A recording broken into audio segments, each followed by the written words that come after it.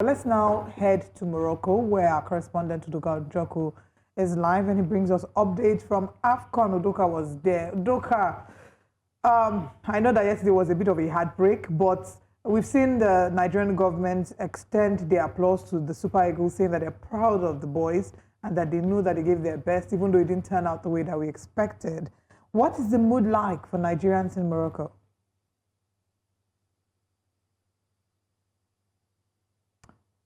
The mood here is satisfied with the performance of the players. We're also happy with how they were able to hold Morocco, the Atlas Lions of Morocco, for 120 minutes. Yes, I know we didn't have a lot of shots on target, we didn't create a lot of chances, but they were able to hold the host nation up until penalties and miss the chaotic fans that we saw at the stadium. The stadium was packed full. It was unbearable, but these players are professionals and they stayed strong all through. But the only two mishaps that happened yesterday was the officiating, and then Samuel Chukwueze, who was brought in quotes, as a super sub, a super penalty taker to help Nigeria, but he decided to dash Bono that penalty, which he easily saved, and of course helped Morocco to lead themselves to the finals of the tournament.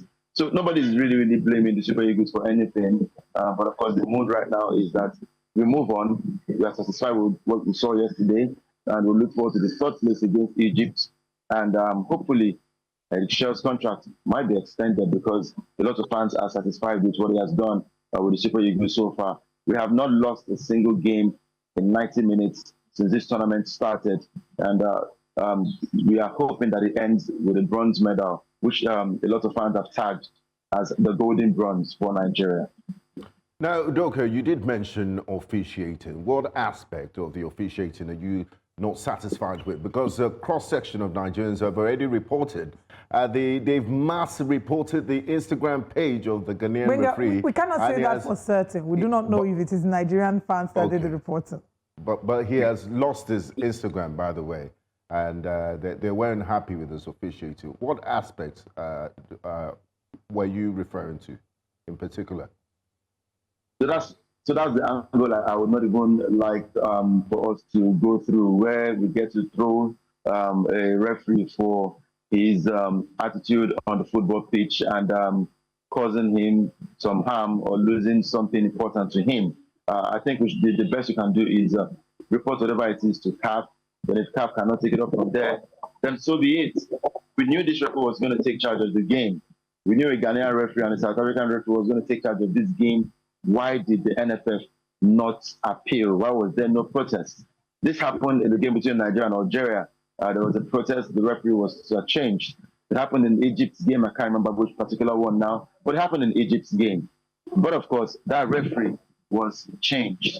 When we are busy battling the Jollof battle, and we decided not to protest this, and it has happened, and we are beginning to complain about the referees officiating and all of that. But yes, there were some questionable calls that he made. For example, Calvin Bassey's yellow card was an unnecessary one.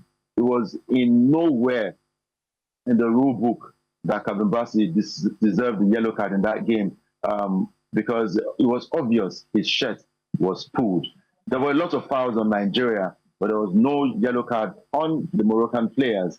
So it was just a topsy-turvy affair, and the referee should ask himself some questions. It was really questionable. A lot of calls that he made yesterday, quite questionable calls. Even balls that didn't go out for throw-ins, and it was advantage Nigeria. He decided to turn over and say, look, it is a throw-in to Morocco. So a lot of questionable calls that we could see in that one. If I was Jose Mourinho, I'm sure he would have been keeping tabs with the minutes that all of these questionable calls came. Also quickly address what's happening in Chukwueze's comment section. And there's been a lot of trolling. There are people who have gone there to say very unkind things. It's now bullying. It's not even trolling. Yes, it's borderline bullying. So can we please address that before we wrap up this conversation? Yeah, for Samuel Chukwueze, I mean, when the players came out during at the mix zone, a lot of them were quite remorse. For Chukwueze, there was something he did which I found quite unprofessional. You lost the penalty. You caused the country the chance to qualify for a final of the Africa Cup of Nations to win our fourth title. And he was busy winking at journalists, was winking at them and smiling like he did nothing wrong. Wow.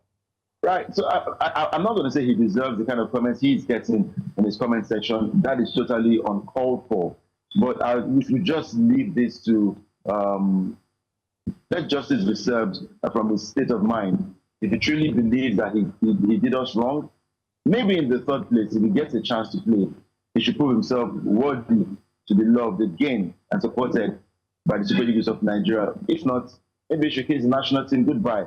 Okay. All of those comments in his sections were quite uncalled for. Now, finally, Udoka, before we let you go, I believe you're still reaching us from Rabat. Where will the third place game be played? And do you think, going by Eric Chell's mentality and the spirit in the camp, would they approach it with all seriousness? Would he really be competitive? Because, like you said, it's the golden bronze, and everybody cares about the winner Sunday.